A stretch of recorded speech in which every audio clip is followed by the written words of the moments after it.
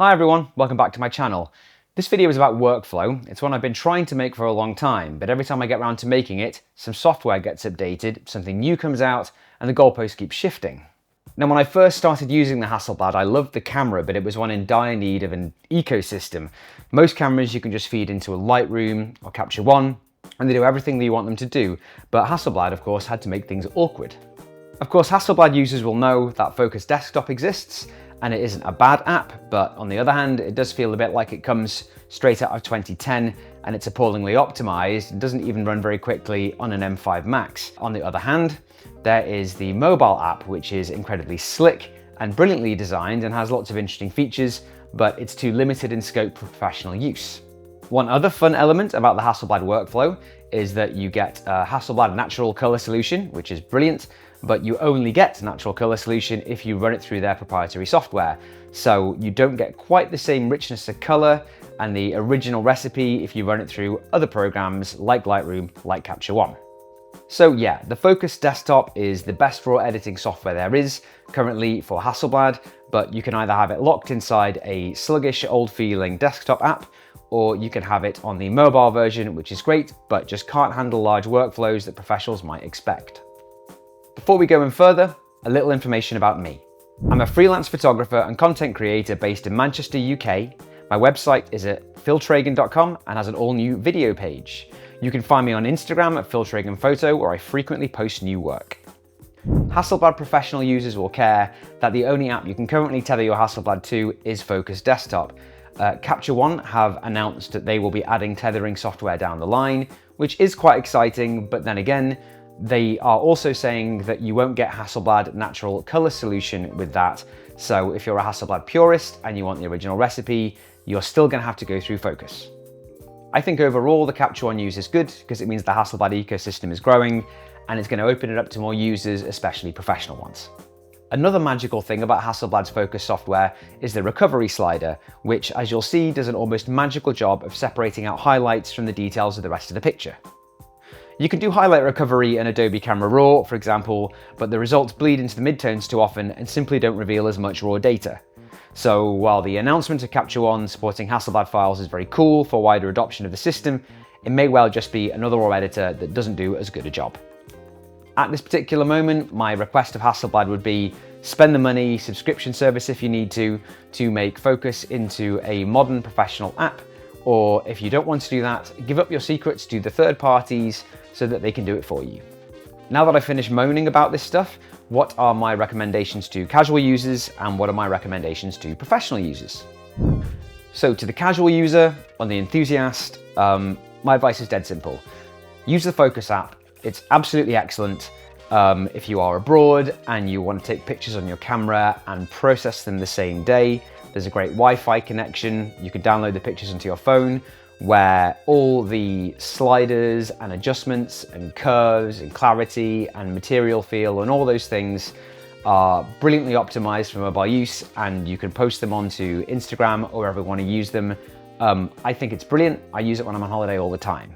If you want to scale your experience, you don't have to do it just on an iPhone. You can do it on an iPad for a bigger viewing experience, which is something I prefer to do. Export-wise, you can export it as a JPEG or a TIFF. And also there's the interesting option of a Phocus stock, where you can make your adjustments in the Phocus mobile app, and then you can export the document and airdrop it to your MacBook, where it will appear in Phocus with all your adjustments pre-entered, and you can carry on working with it from there. It's a useful tool, not one I've found an awful lot of use for yet, but it might come in handy one day. And also, Hasselblad has announced that all this will be available on Android. So now Hasselblad users who aren't Apple enthusiasts can also enjoy using their camera. What's really cool about the app is that it has a really slick user face. It's incredibly intuitive to use, and it just feels modern and optimized, which is all the things that Phocus Desktop doesn't. It's basically an app that's worthy of the great camera that Hasselblad have built. Now for the pro section. The difference I would say between enthusiast level and professional level is nothing to do with quality. It's just to do with what you require from it. So you'll want to batch edit hundreds of pictures at a time, and you will want to be able to tether, and you'll want to be able to batch edit. I'll tell you what I've learned, and I'll start with tethering. I no longer shoot tethered to Phocus Desktop because at the moment, the browser sits well behind third-party apps. in terms of speed and function and form. So what I like to do is shoot onto my camera's local storage and tether wirelessly via the mobile app. It's a stable shooting experience that saves your files as 3FRs, which is a more universal format. Then you can import your pictures off the card into Phocus Desktop, where it will now save them as 3FRs instead of FFS, and it will apply, most importantly, the HNCS magic to them. Now to browsing. Now, on this system, when it comes to selections and browsing, you've got a lot of trade-offs to consider. The X2Dii is a 100 megapixel camera, and usually what you're looking at in browsers isn't the RAW file itself, but rather the embedded JPEG preview. But in the case of the X2Dii Mark II, the issue is that it's a 100 megapixel camera, but the JPEG preview is only 11.3 megapixels. So if you want to zoom in and look for sharpness, you run out of resolution very, very quickly. In programs like Photo Mechanic, you can romp through the JPEG previews fairly quickly if it's not focus critical work. But I often find that once you start editing the RAWs, you'll find that you could have used the other 89 megapixels. If you enable RAW rendering in Photo Mechanic, it slows down to an absolute crawl. And Phocus Desktop is actually a quicker option when it comes to browsing than programs like Photo Mechanic.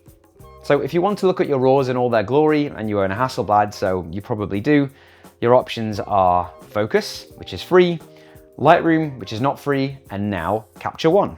Lightroom and Capture One are both better, more slick browsers with more complete workflows, but Phocus is free, and that means it doesn't cost you any money. Down the line, Capture One is offering tethered support for Hasselblad cameras, which is great. Again, you won't get the Hasselblad natural color solution, but if you want to, you can use Capture One's faster browser, select the files that you're interested in, pull them into a different folder, import them into Phocus, Hasselblad natural color solution applied, and everybody is happy. So what are my conclusions? Well, if you're a casual user, my recommendation is stick with the Phocus mobile app. It's probably all you could ever need. And if you want to finish things off, you can always take your pictures and stick them in Photoshop and give them a mess around. If you're a professional user, my advice is, at the moment, go with Capture One, because it is the most complete workflow at the moment, especially when they add tethering. Phocus is free, so if you really insist on it, you can have that one too. It does improve all the time, they're not doing a bad job of it, but especially with the addition of tethering to Capture One down the line, I feel like that's the best shot for professionals going forwards. Thanks for watching the video, catch you on the next one.